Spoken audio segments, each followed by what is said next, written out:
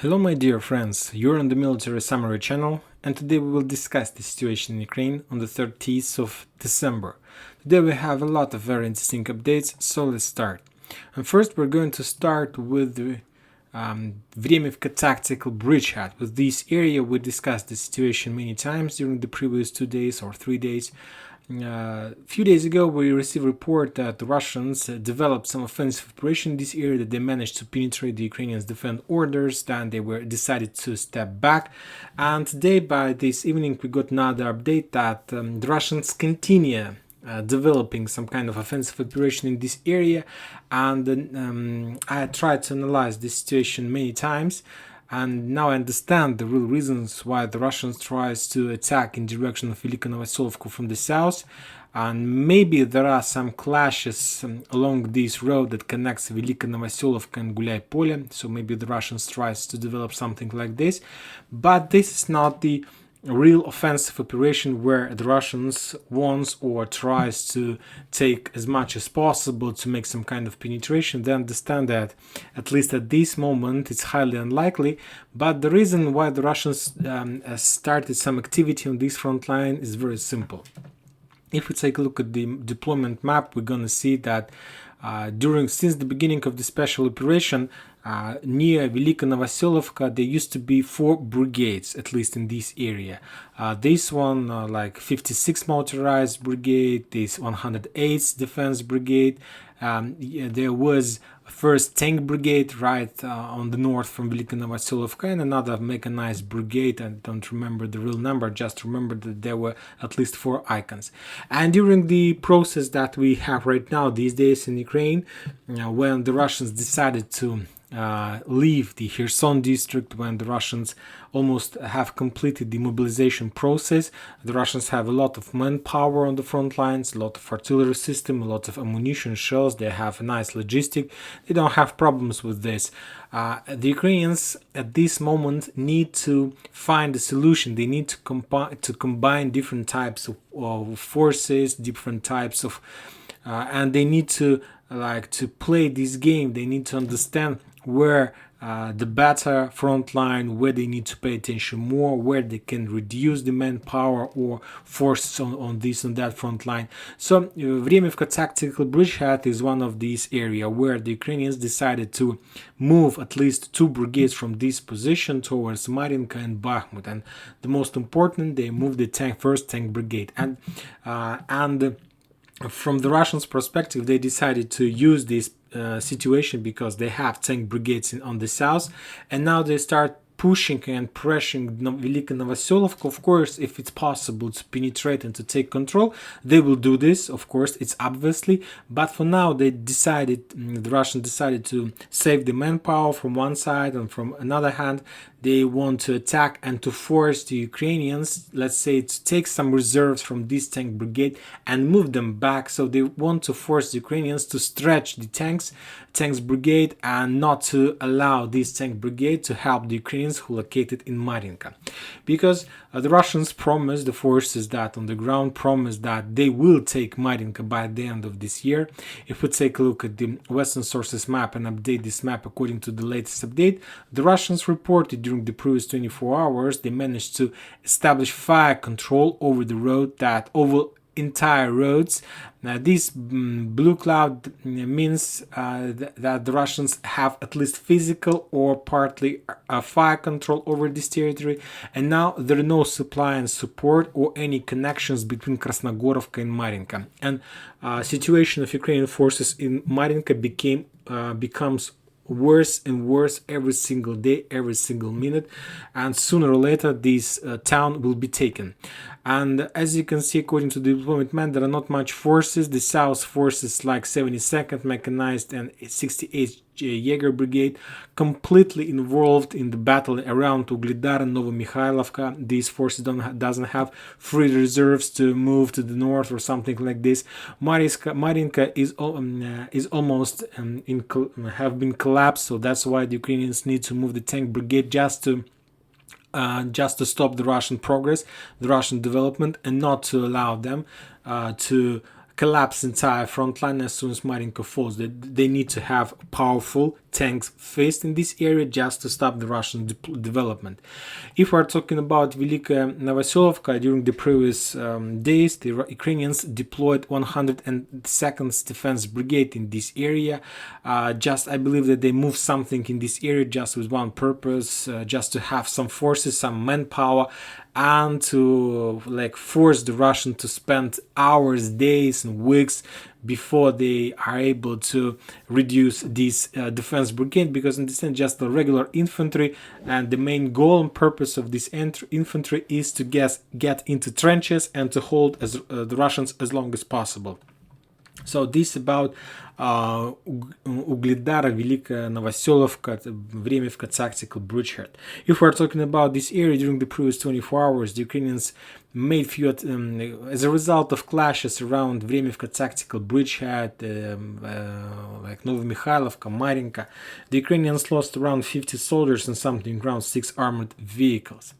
Now we are moving to Donetsk Frontline. There are no changes in this area. The Ukrainians continue shelling and attacking Donetsk from Tonenka. Donetsk, as usually, under very heavy fire. If you take a look at this map, we will see the real situation. But as you can see, just few icons, fire icons in this area, and yes, we can say that today, I believe that the first day during the previous 2 weeks, that there are almost no shelling over the city, and there were no reports about the casualties. So it's like a very good sign if we're talking about Donetsk. If we're to continue talking about the Zaporozhye area, this morning, this night starts with the fact that the Ukrainians, with the update that Ukrainians destroyed the bridge. Let's return to the Western sources map. The Ukrainians destroyed the bridge that connects Melitopol with Berdyansk. Berdyansk is the port town. The Russians uses this town to move and deploy their forces, tanks, armored vehicles, and then they're using this road. They have, as you can see, very nice connection between Melitopol, Berdyansk, Melitopol and Crimea.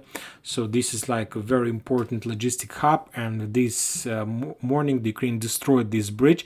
This is not the only road. There is another road in the south that the Russians are able to use for their logistic purposes. But anyway, now they need to pay attention, and if the Ukrainians are able to destroy all bridges along this river, I believe the next day they will be able to start offensive operations in direction of Melitopol.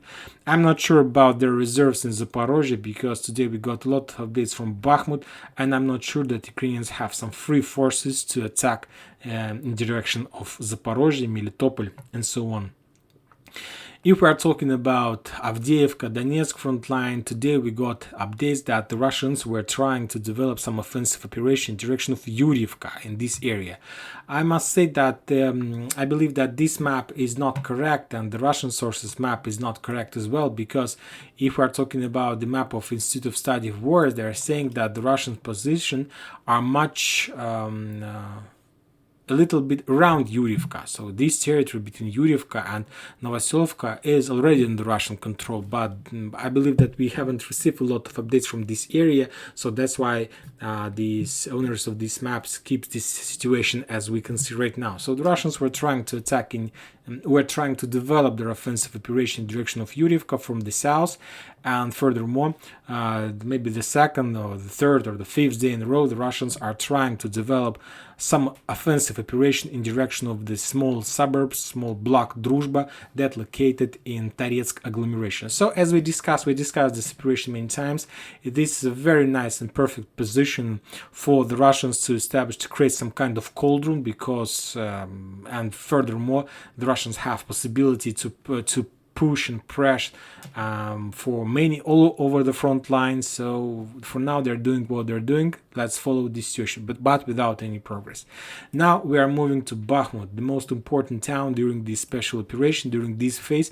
As you can see, there are not much icons in this area. Let's update a little bit, but there are a lot of updates about Bakhmut. The first one is that Ukrainians destroyed destroyed the second railroad bridge in this area. If you remember, 2 days ago the Ukraine destroyed this bridge, and yesterday in the evening we got update that Ukrainians destroyed another bridge. So as you can see, they are prepared not to allow the Russians to develop their offensive operation, and by destroying these bridges we understand that Ukrainians understand, or at least they have feeling, that the Russians are able to penetrate and to enter the north part, or to be more precise, Paraskovivku, Krasnaya Gora, Podgorodne.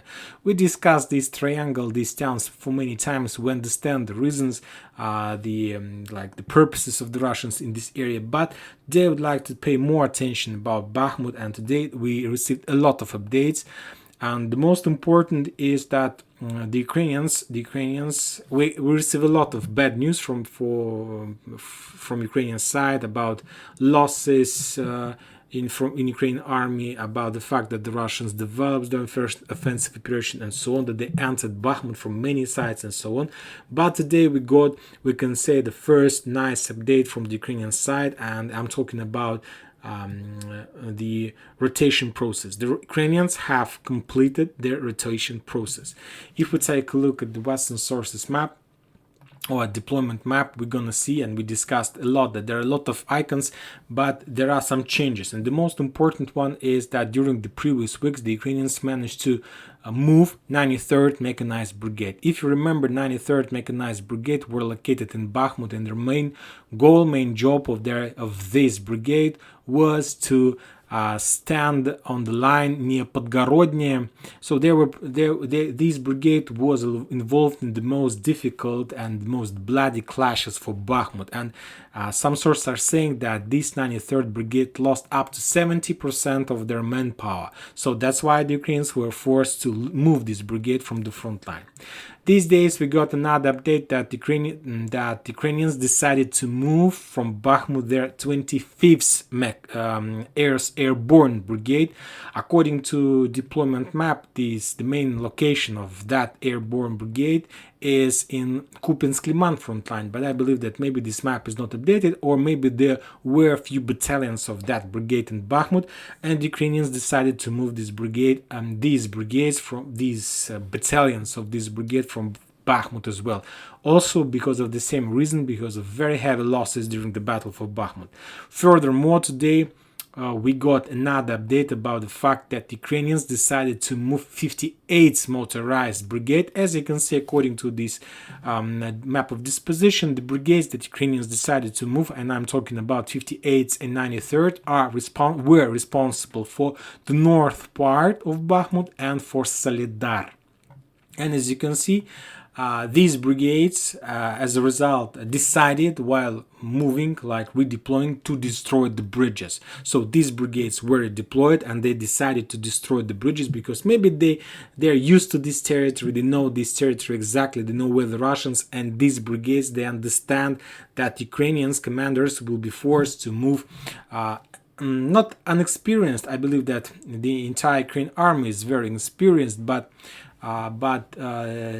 completely new brigades will be moved to this area who doesn't know the locations, who doesn't know the positions, who doesn't know where the Russians or something like this. They need some time to become like familiar with the situation. So that's why I believe that Ukrainian commanders decided to destroy the bridges with the redeployment of these brigades. As you can see, we just discussed the brigades that Ukrainians moved from Bakhmut because of heavy losses. From the other side, if you take a look at this map, we're gonna see that Ukrainians deployed first 46 Air Mobile Brigade. This is a very fresh update, and the Ukrainians decided to deploy this brigade right on the north of Klishevka, Ivanovka. So we can say in this area, like where the Russians are trying to storm. For now, there are very heavy clashes in Klishevka, but 46th Brigade completely fresh, completely, I don't know, after months or weeks of rest, they are very fresh. I believe they are willing to fight, to support Ukraine and so on. So they are there and they are ready to fight. Furthermore, if we take a look at Bakhmut, you're going to see that Ukrainians deployed 71st Jaeger Brigade in this area, right exactly in the area of Opytne.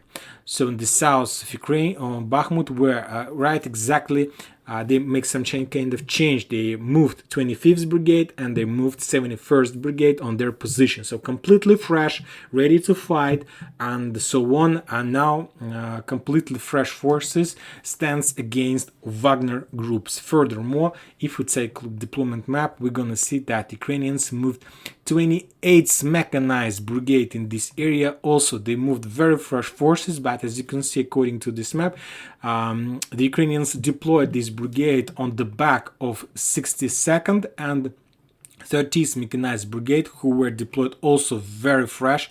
As you can see, 30th were deployed 12 days ago, and if we're talking about 62nd, this one is pretty old. This brigade is here for more than a month and a half, so that's why I believe that soon the Ukrainians will move 62nd to the back, and they will put their 28th Brigade on their position. So as you can see, the Ukrainians during, like, in a very silent process, nobody talks about that a lot, but during these weeks the Ukrainians managed to complete rotation process and they moved very fresh forces to Bakhmut. I tried to calculate the real Ukrainian army in this area, and I believe that in the square between New York, Konstantinovka, Chasiv Yar, Bakhmut, in this triangle, there are around 20-25,000 soldiers, Ukrainian soldiers, and their main goal is not to give the Russians to take control over Bakhmut. And I can't tell you that they won't be able to do this, but at least I believe that the Ukrainians are ready to lose soldiers, to lose army, but not to give Bakhmut. Because if the Ukrainians are able to hold Bakhmut, this battle might be the break, might bring some.